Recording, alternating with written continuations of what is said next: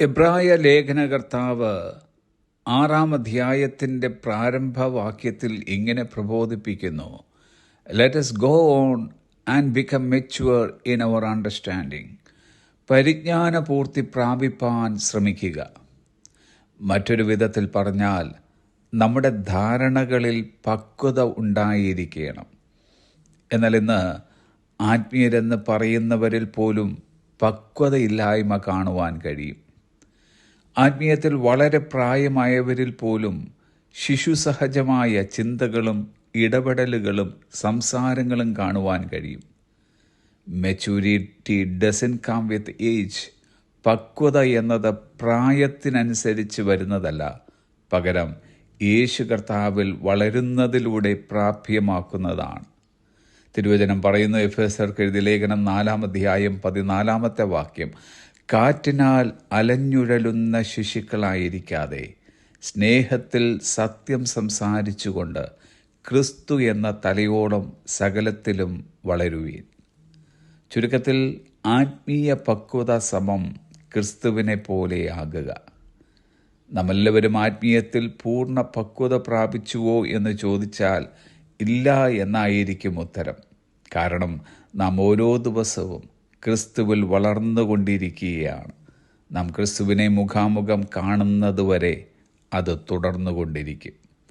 അപ്പോൾ യേശു കർത്താവാണ് നാം പക്വത പ്രാപിക്കുന്നതിനുള്ള മാനദണ്ഡം. നമ്മൾ മിക്കവരും ക്രിസ്തുവിനെ പോലെയാകാൻ ആഗ്രഹിക്കുന്നുണ്ട്. എന്നാൽ പലപ്പോഴും അവിടെ എങ്ങനെ എത്തിച്ചേരണമെന്നറിയില്ല. ദൈവം ഉദ്ദേശിച്ചതുപോലെ, അല്ലെങ്കിൽ ദൈവവചനം നിർദ്ദേശിക്കുന്നത് പോലെ നാം യഥാർത്ഥത്തിൽ ക്രിസ്തു സാദൃശ്യത്തിൽ വളരുകയാണോ എന്ന് പലർക്കും അറിയുകയില്ല. ഇവിടെയാണ് സ്പിരിച്വൽ ഡിസിപ്ലിൻ, ആത്മീയ അച്ചടക്കത്തിന് പ്രാധാന്യതയേറുന്നത്. തിമോഥെയോസിൻ്റെ 1-ാം ലേഖനം 4-ാം അധ്യായം 7-ാം വാക്യം: ദൈവഭക്തിക്ക് തക്കവണ്ണം അഭ്യാസം ചെയ്യുക. ക്രിസ്തുവിലുള്ള ഏകാഗ്രതയിലൂടെയും നമ്മുടെ ദൈനംദിന അനുസരണത്തിലൂടെയും വിശ്വാസത്തിൻ്റെ തത്വങ്ങൾ പ്രവർത്തിക്കുന്ന അച്ചടക്കത്തിലൂടെയുമാണ് നമ്മുടെ ആത്മീയ വളർച്ച പുരോഗമിക്കുന്നത്. ഇത് ഓരോ ദിവസത്തെയും സമർപ്പണത്തിലൂടെ ആരംഭിക്കുന്നു.